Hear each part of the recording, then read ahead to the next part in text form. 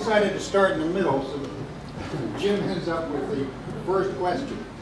We have to do this. Opening statements. Oh, okay, I'm sorry, I apologize, my fault. Not enough coffee yet.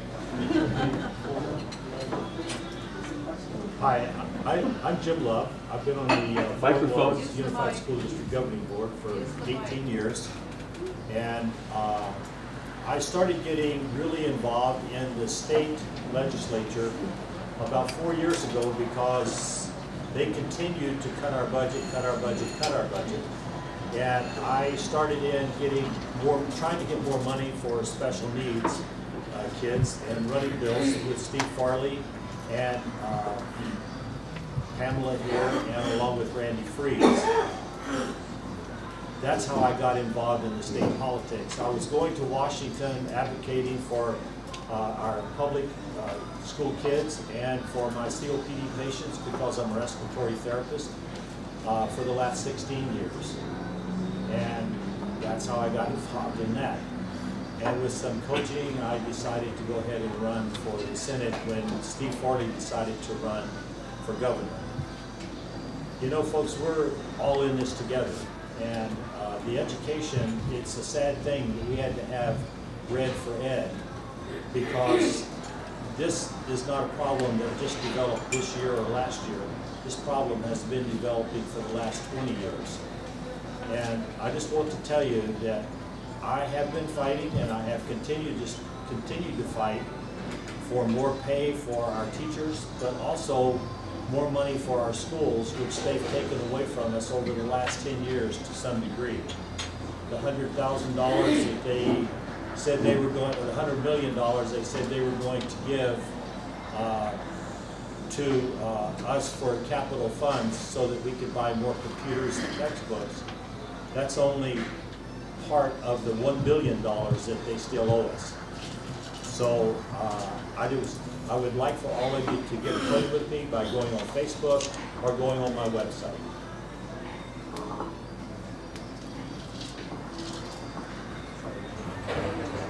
Hey everyone, my name is JP Martin. I wanted to tell you about why I'm running. I've been at the Capitol for 6 years, and this legislative session was very unique. We were in for 164 days. We passed 379 bills. Unfortunately, Tucson, along with some other desegregated districts in the schools, incurred a $19 million increase in their taxes. And what was worst for me was that an ELL bill that would have unmandated kids to stay in school for 4 hours learning English while their peers were learning reading and math did not go through, even though it passed the House 59-1. What does that mean? It means we have bad apples at the legislature. We have Don Shooter, who was the first Republican to be released. We have Debbie Lesko, who has finally vacated Arizona for a little bit. We don't know if she's going to have a big impact. I'm glad she's not at the Capitol championing school vouchers. We also have people like Montenegro. Who here has Snapchat? I know I don't, and I'm not going to use that at the Capitol because we respect the people we work with. I want to tell you that those people who replaced the legislators, like Kerr and Dunn, who work with the agricultural industry, they bring in a new flavor and help us regain our sense of direction as we're going to next year, where we're going to have water issues that we have to grapple with. We're going to have to continue Red for Ed. And I just want to say that it's wonderful to be here because LD9 is one of the strongest districts in southern Arizona, and I'd like to make sure that we show that. And there was a big failure that happened at the legislature that I want to show you guys about. I have this check here for $56 million that was left on the table from the Treasury to the Department of Economic Security that the legislature just let go. And you know that's on us as well, for not being able to have the political power to get it done. So I hope that you listen to this discussion and find meaning and value and discernment for who is best representing you. Thank you.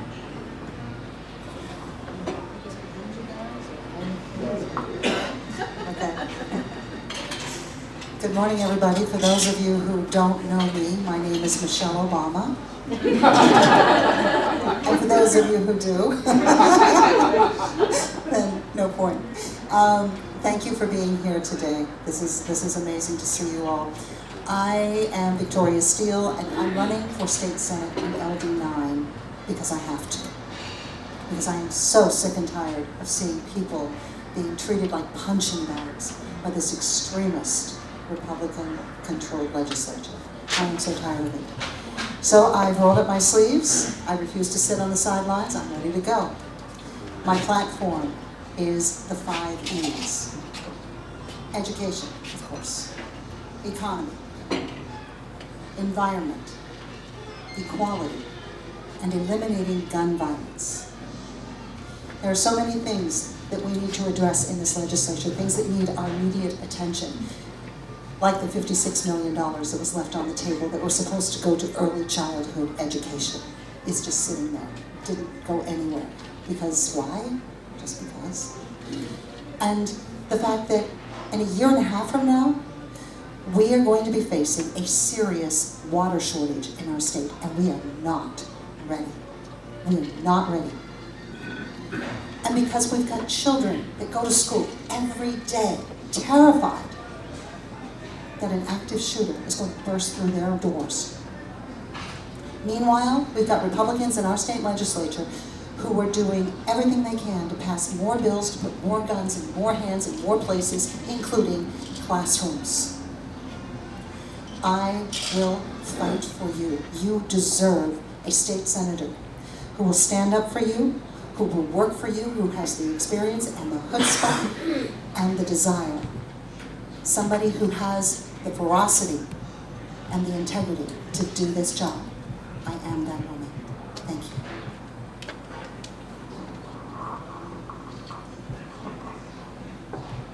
You have to untangle Jim from the cord here. Hi, I'm Representative Pam Powers Hanley, and I was elected to the Arizona House in 2016 to represent LD9, and I hope that you re-elect me. I was born and raised in Amherst, Ohio, on the shores of Lake Erie, but I've been in Arizona, in Tucson, since 1981. So they said more than 10 years as a native, right? So, and I married a native, so maybe I'm a native. So anyway, most of my career has been in corporate communications and public relations. But after I got my master's in public health from the U of A, I moved into research and public health. And I think that's one of my biggest contributions to the state of Arizona is that when I got elected, we doubled the number of medical people in the House. That includes Randy Freeze and me. So anyway, so I grew up in a union family. My dad was a member of the Steelworkers. And one of the reasons I decided to run for office was that I saw the benefits my family had that workers today in Arizona don't have.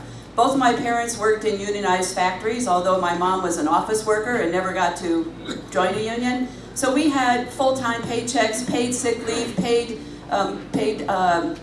vacations, pensions, and things like that. And I think that the workers today in Arizona deserve those types of benefits because they're working hard, but the system is not working for them. So I said when I was going to go to the House that I would be the voice of the people. So that's what I did. I used my debate skills, I used my votes, I used amendments to bring issues forward and to make wins for the people. I fought against a full and final workers' comp assurance pensions. I fought against English-only insurance contracts, and I voted against every corporate tax cut and every tax credit because the Republicans have given away $1.5 billion in 2017 in corporate tax cuts, and that's where the education money is. And so if we want education funded in this state, we have to take down some of those tax cuts because that's where our money is. And I want to be that person to help move Arizona forward and fully fund education and roads and the things that we need. Good morning. I know everyone's really disappointed to see me because they wanted Randy here. My name is Cheryl Page. I've been working with Randy since his first election in 2014, so I'll be sitting in for him today. I want to talk a little bit about Randy and what he's done since he's been up in the legislature. As I'm sure all of you know, he's a trauma surgeon. He got involved because he was one of the trauma surgeons that cared for shooting victims. He was elected in 2014, and between 2014 and today, that man has never missed a vote. He has never missed a day of work, and he has never missed a day of work at the hospital. So today he is working. He's on call for 24 hours, and he's very disappointed that he's not able to be here today. Is the man sat down and read the Constitution, Robert's Rules of Orders. He reads every single thing that comes across his desk. And he's used that knowledge to debate on the floor along with Pam. He's been able to call people out, if you will, using procedural votes so that people can't hide.